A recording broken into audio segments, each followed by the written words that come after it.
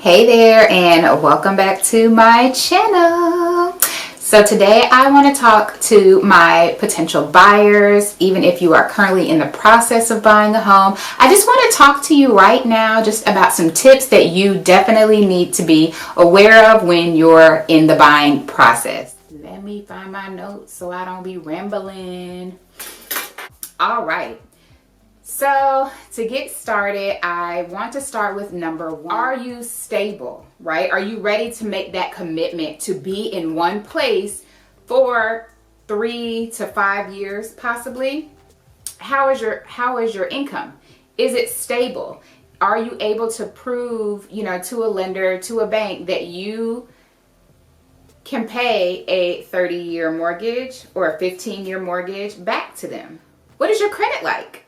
Is your credit good? Are you showing yourself credit worthy? When a lender is getting ready to look at all of this, these are things that they're going to take into account. But oftentimes, before we even call a lender, we know exactly where we are. So it's just important to know where you are and to determine if it is indeed a good time for you to move forward into home ownership. I think we all sometimes have that fear of rejection in the back of our heads, like what if they say no, or what if I can't do this, or what if they deny me.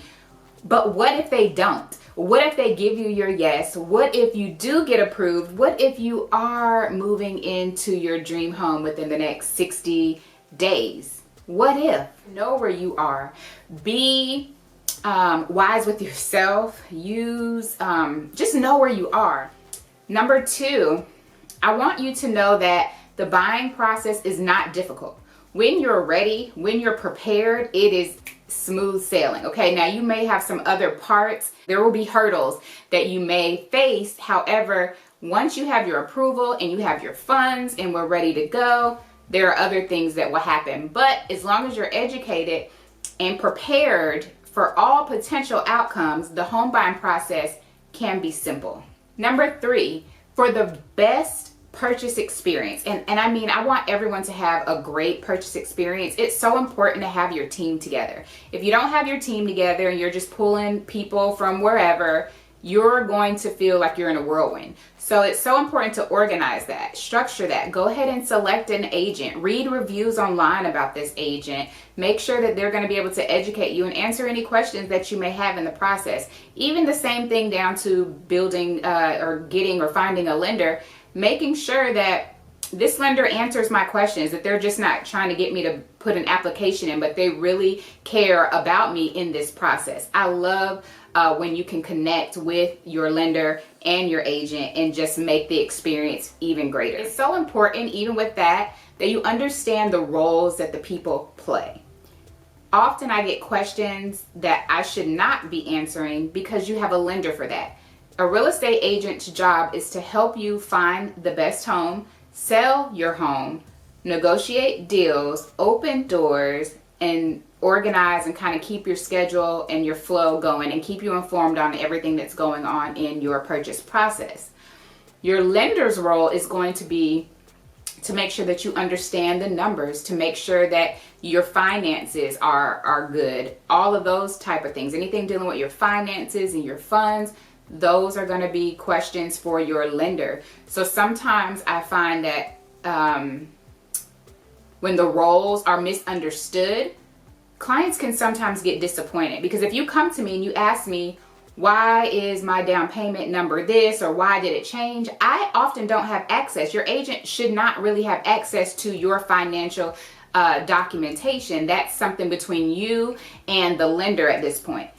I can sometimes look at it and help you break it down and understand it, but this is why this relationship is so important with your lender, to where you feel comfortable calling them and saying, hey, I don't get this. I don't understand this. What is this about? How can we bring more clarity to this situation? That is a relationship that is going to be so important in this process, because you're going to deal with your lender a lot. Your lender is going to request things of you. You should be asking your lender questions, which brings me to point number 4. It's okay to ask questions.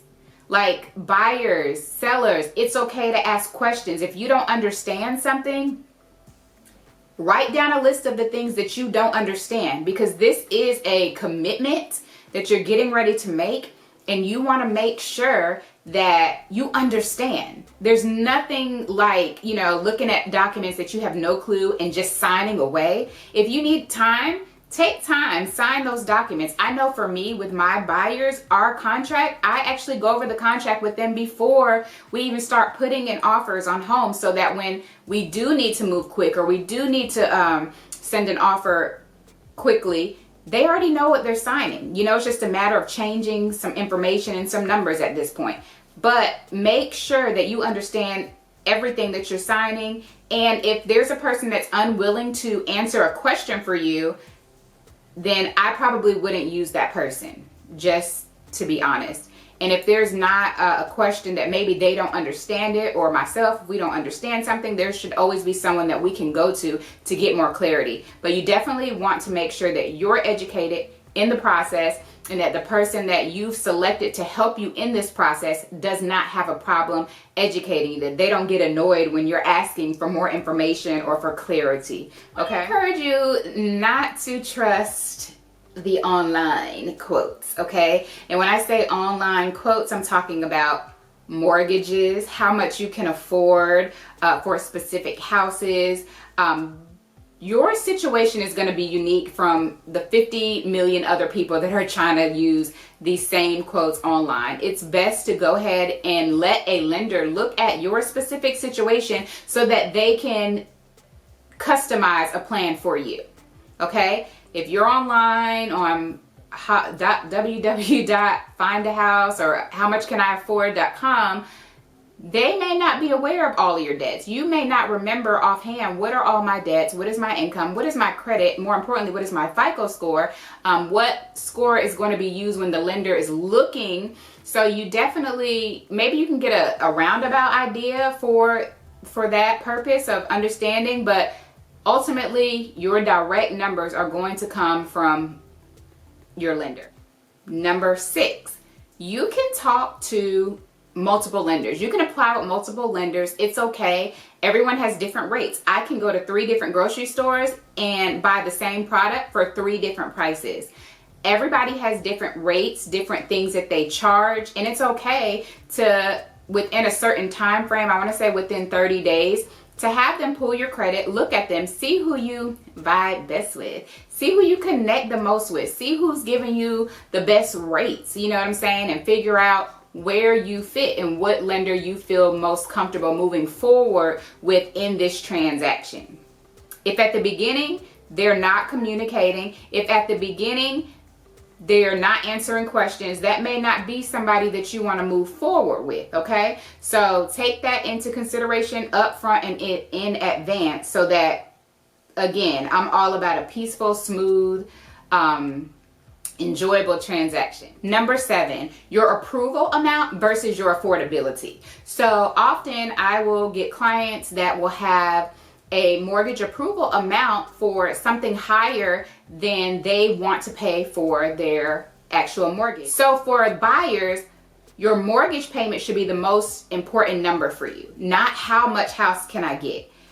You want to be in a place of comfortability, meaning, okay, I may be approved for $300,000, but if in my heart and in my budget, I know that I really should not be paying anything over $1,200 or $1,300 a month, then I need to go back to my lender and make sure that they're explaining that, okay, my approval letter's for $350, but this is not what we talked about. Like, I want to stay at $1,200, because that approval letter is basically the ticket for your agent to say, hey, this is what type of home we can shop for. So when we're submitting offers and things like that, we want to make sure that you are already pre-comfortable with the potential mortgage that this house could cost you. So it's so important that you're not finding out what's the max, that I can qualify for. You want to find out what type of home, or what is the mortgage payment, how much is what do I want to say? How much, basically, how much house can I get for $1,500 a month? That's what you really want to get down to, saying what type of mortgage payment can you actually afford comfortably. I'm not saying I have to work 24/7. I don't have to get a second job just to keep my mortgage. That's not the type of life we're trying to live. No. We're not trying to live that struggle life, okay? So we want to make sure, and I promote it. You know, every now and again I have a client that's like, I want to max out, I can afford it, like whatever. Okay, you can do whatever you desire to do. However, I don't encourage that. I want my clients to be in a comfortable space. This is supposed to be a place of growth, building wealth, and definitely stability. So that, and you want to be comfortable. You know, you want to be comfortable. You want to be able to travel. You want to be able to get new tires on your car if you need to. You want to have, you still want to be able to live a life, right? So I encourage you to not only think about how much house I can afford, but think about what type of mortgage payment I want to have. Then let's be realistic with the expectations for what houses are out there within that budget. Number 8, you want to understand all the major numbers associated with purchasing your home. You'll have your closing cost, your down payment, and then another big number is going to be your cash to close. So you'll see on a major document from your lender, you'll see these numbers, and oftentimes people see the cash to close and they're like, wait, that's way more than I anticipated. Your closing costs are the cost to fund your loan. Your down payment is the amount that you are contributing to the loan, to whatever loan you're getting, whether it's a 3% FA, 3.5% FHA, or a 3% conventional, or a 5% conventional, or a 20% conventional. That 20% is the part that you have to bring to the deal. That 3.5% is the part that you have to bring to the deal. That is your foot. There are 100% finance programs out there, but that again will be determined. It's based on the time, if it's still available, if you can qualify for it, and then again that would be a lot of those are lender specified. So not every lender does everything, which leads me to the cash to close. The cash to close is anything that you still have to bring even after closing costs. Some of your closing costs can be negotiated with the seller, or maybe you're doing a new construction and they're paying all of the closing costs. Whatever is left on your portion, that plus your down payment will be included in the cash to close, which is why that number can be a little bit higher than you may have thought. If you want to utilize down payment assistance, this is number 9. If you want to utilize down payment assistance, definitely make sure you ask up front about what programs this lender has. You may have heard about a specific program outside of even talking to your lender. You may have heard something. Well, that lender may not use that program. Different lenders do different things, and not all lenders do the same thing. Is that the same thing? Wait. Yeah, I think I just said the same thing in a different way. Anyway, you get the drift. So if you're looking to do the, I'm going to make up a name, Shana Rivers buyer grant, you know, but I only have it signed up through, let's say, Masters Mortgage. I only do that program through Masters Mortgage, but you're over here with a whole nother lender that doesn't offer that. You cannot use that program unless you come back to the lender that actually provides that. So down payment assistance, know when you're using down payment assistance, often you'll have higher interest rates, meaning higher payment, mortgage payment. So you'll be able to afford a little bit less. However, you won't have to come out of pocket with so much cash up front. So if you do need down payment assistance, it is there, it is available if you qualify for it. However, I always advise, if you have your own money, if you have your own cash, the goal in home ownership is to eventually save you money and to get the best deal. And you get the best deal when you bring your own cash up front. Number 10, make sure you have funds, okay? Make sure you have the funds before you get started. We can be out looking at a house. You will absolutely love a house. Well, bam, now we have to put down earnest money. Earnest money is typically 1% of the sales price of the home that you are purchasing. And that is basically like your deposit that you're saying, hey, I promise that I'm only looking at this house. This is my goal. I'm moving forward to this house. Sellers like to see earnest money. It's not a requirement, but it is basically standard here in Georgia when you're putting in an offer for a home, that earnest money goes along with it. Now, what I don't want to see you do is think that you want to put in an offer and now we have to scramble around to find earnest money. At this point, I'm just going to think you're really not ready to buy a house because you're not prepared. You don't have the funds that are needed to move forward in this transaction. So should we really be looking, or should we wait until your funds are in your account? Another amount of money that you're going to need to have is your home inspection money. This does not get added to the loan. These are individual independent employees. They have businesses that they run. They're not waiting around to get paid when you close on the deal, and it's not being included in your closing costs. So home inspections can range you anywhere between $300 on up, $300 to $600, depending on the size of the home and how elaborate you need your home inspection to be, how old the home is. Does it have a basement? Is it a new construction? Do they need to be in the attic? Do you need radon tests? Do you need the soil tested? Is there a septic tank? All different things will determine the price of that home inspection, and those home inspections need to be paid up front, which is normally during your due diligence period after you get under contract, pay your earnest money, and now we have the period where we can hire a home inspection. And I encourage a home inspection for every person, and this was one of the numbers. I don't know which one. I'm off. I got thrown off. So anyway, when you have your home inspection, this is basically your to-do list. And I tell all of my buyers this: nobody has to do anything on this to-do list for you. So literally, you can do a home inspection. It can come back really bad, really good. We can negotiate repairs, but the seller does not have to do anything on this list. But they can be negotiated either through the price change, or them actually physically making some of the repairs or making some of the changes that are suggested on the home inspection report. So I always like to call my home inspection report the to-do list for the buyer. You're buying a home basically as is, right? Kind of like a car. No one's making all these repairs to a car before you buy it. You go to the lot, you might get a lemon. The home inspection is to help you see, okay, this is too much for me to handle right now, or I do want to move forward. It's not that big of a deal. I have an uncle, he can do all of this stuff. So you have to trust your agent, trust yourself, and not just pick a house because of whatever. So you want to make sure you have all of your funds in advance. You want to make sure that your down payment, whether you're using down payment assistance, we know you won't have that in advance, but if any other funds are being gifted to you in this process, you want to make sure you have that laid out and established. You also, if you're pulling from 401k, you will need to go ahead and start contacting those people, seeing how long it's going to take. They can take 4 weeks. Some are quick. I've seen them be a week. And getting them all the information that they need so that they can start the process on that end. Multiple people on your loan.